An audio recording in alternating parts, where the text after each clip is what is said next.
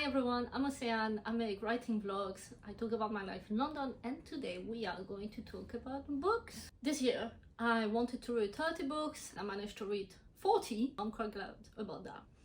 And I thought, it's the end of the year. What would be a good idea is to recap on the books that I've read and tell you, I think that was a good read, you should read it, and I think that was really poor, maybe skip it. Obviously this is all very subjective. You might like a book that I really disliked. I think there are a few books that are quite popular in my list and I did not really enjoy them, but you know what? That's your taste, that's your life, good for you. Comment in the comments. Let's start with the bad one because I was born a hater. Again, you might like this one, good for you, I'm glad. I just didn't enjoy them. Let's start with the DNF. Essentially the books that I did not even finish. I've DNF'd a few books this year. I will go quite quickly in the DNF that I had and the books I don't really like neither, because I don't think there is any point of me talking for 20 minutes about each book. Anyways, the first one was Flawless, which is a very popular romance series. It's the first one of a series. I hated that book. I hated the tone, I hated the writing. It's about a girl who dates one of her that client, and it was giving me gross ankle kind of vibe. Sorry if you enjoyed it. Mile High, again, it's another series that's really popular on BookTok. I cannot understand for the life of me why people like this. It's not bad, but generally I feel there are way better romance, way better books out there. I've read better fan fiction. I'm sorry, I might have written better fan fiction. Okay. Norwegian Wood. What do I say about this? Because I feel it's a very... I'm just shaking my mic, it's still working. It's a very decisive book. Then people either hate it or people either love it. I'm one of the people that hated it. I felt a lot of the criticism for this book is quite valid, I think, because essentially women in this book are used as plot device. Essentially they're just used as, oh, I needed to learn this and I learned it through a woman, which is not really my vibe. But if, the writing is interesting, I think. I might pick up one of Murakami other book, but not that one. Now let's talk about the books I read, but I wish I hadn't. Honestly. You Make a Fool of Death with Your Beauty. I really like the title of that book. But essentially I read that book in the holidays of this year and I did not really enjoy it. Essentially, it's about a woman who ends up with her boyfriend's dad. They're never really in the big boyfriend-girlfriend stage, but listen, before you start thinking that I'm shaming, I'm absolutely not. You read what you want to read. There are way worse trope out there. It's just, I felt there was no, chemistry between the two characters. I didn't really get into it, because I was like, okay, they get together because why not? Earthlings. That's a wild book. I made a review of this book, I think in January on TikTok, and I got absolutely obliterated. I hope that's how I'm supposed to say that word, because apparently my opinion is wrong. Listen, it's still my opinion. It might be wrong, but what is the story about? The story is about a girl who dissociates so much throughout her life because she's going through so much trauma, and I can understand why that book means a lot to a lot of people, because from what I've seen in my comments, it does mean a lot to a lot of people. But I just couldn't understand this book. I think it's maybe one of those books I'm not the target. For me, it was 1 star.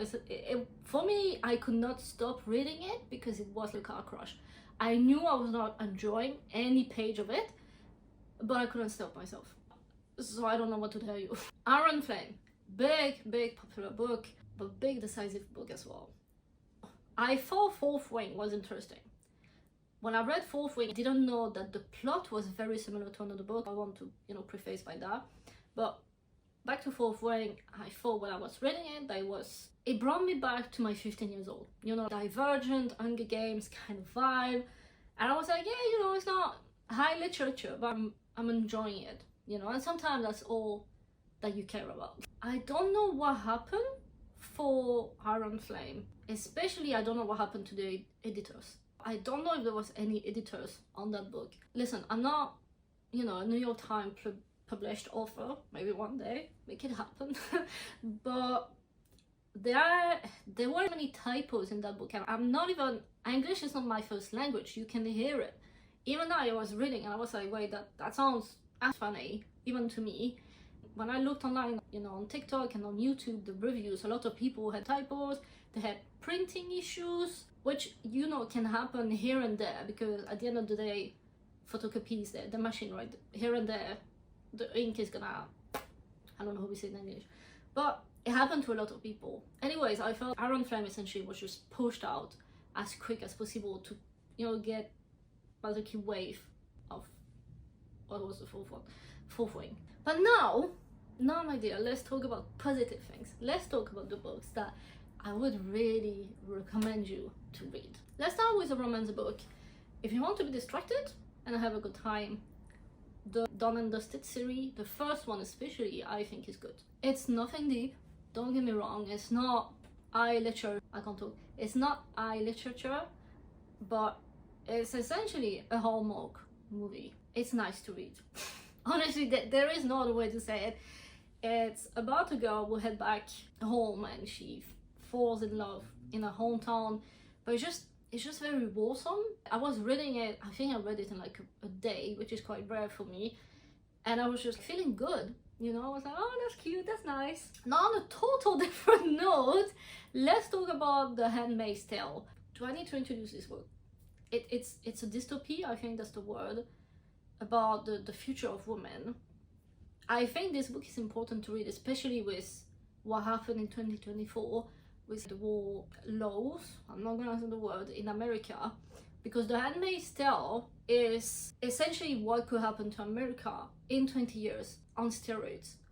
It's insane, but it's not insane. There are some things in this book that, and the author has written a preface, or she has talked about it, that she has seen happen, and it's, please read it. Please, if you are a woman, if you are a man, please read this book. It's a need to read. Another one that was maybe not positive but important message, especially as a woman again, is Kim Ji-young, born 1982.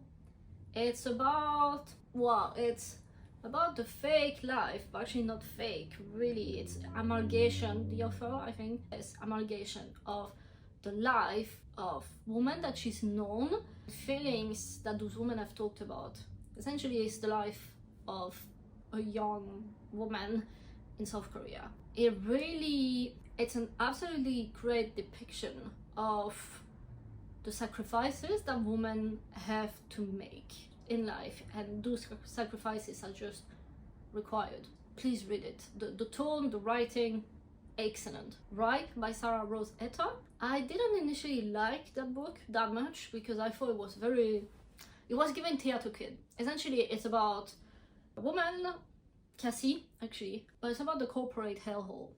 And this year, I quit my corporate job. I read that book when I was really in my burnout era, if I can call it like that, you know, try to make fun of your problems. I think it was really hitting the nail for me. Again, it's very dramatic, some things are very funny. I've read it 6 months ago, and I still go back to this day to think about that book. To me, that's enough. Last one for the road is Crying in H Mart.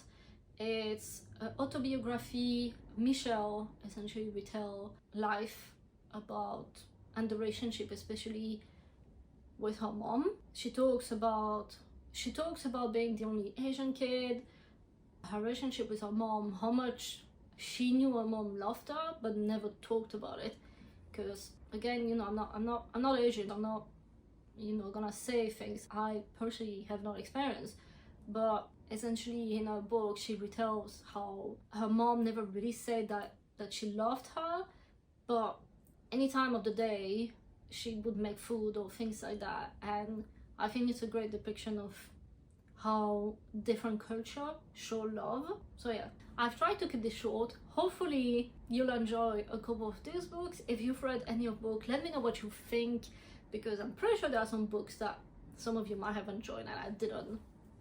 But yeah, hopefully I'll see you guys soon. Have a happy new year, hopefully.